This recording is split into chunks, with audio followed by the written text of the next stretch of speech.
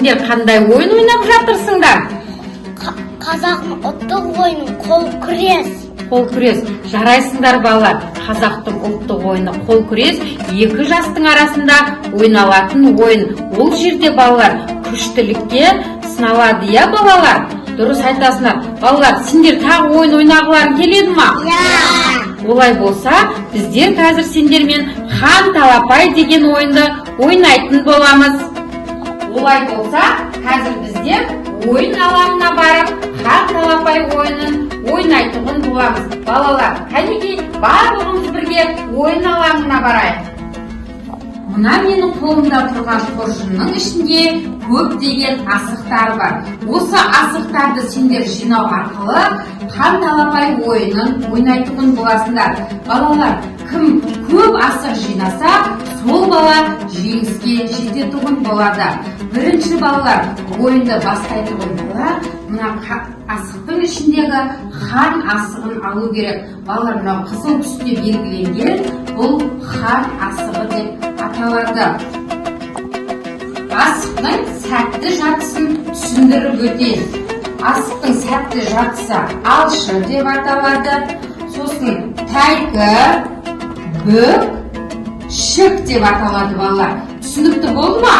Олай болса балалар, ойынымызды бастайық. Осы хан асығы кімге түседі, сол бала ойынды бастайтын болады.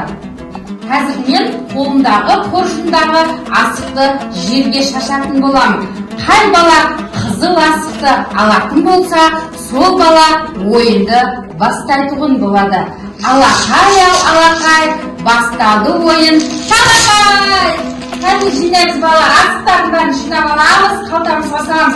Қазір асықтардан салыңдар.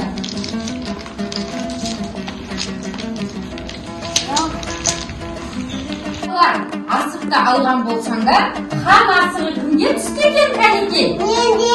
Кәнекей көрсете ғой. Ой, жарайсың. Ағайда ойынды бастайтын болады. Ағайдардың қолында хан асығы. Олай болса, орнымыздан тұрып, ойынды бастайық, кәнекей балалар.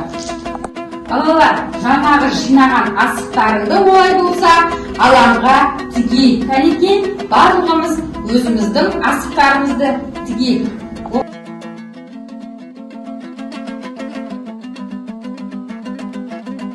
Балалар, олай болса, ойынымызды бастайық. Жаңағы қызыл асықты алған бала ойынды бастайды. Ағайдар, кәнекей асығымызды атып, асық жинай қоямыз. Жарай.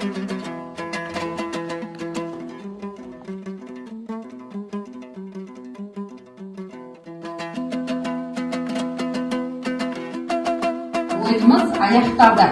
Кәне сендердің қоржындағы асықтарыңды санайықшы, кім жеңімпаз атанды екен? Кәнекей қоржындарынан асықтарын шығара қойыңдар.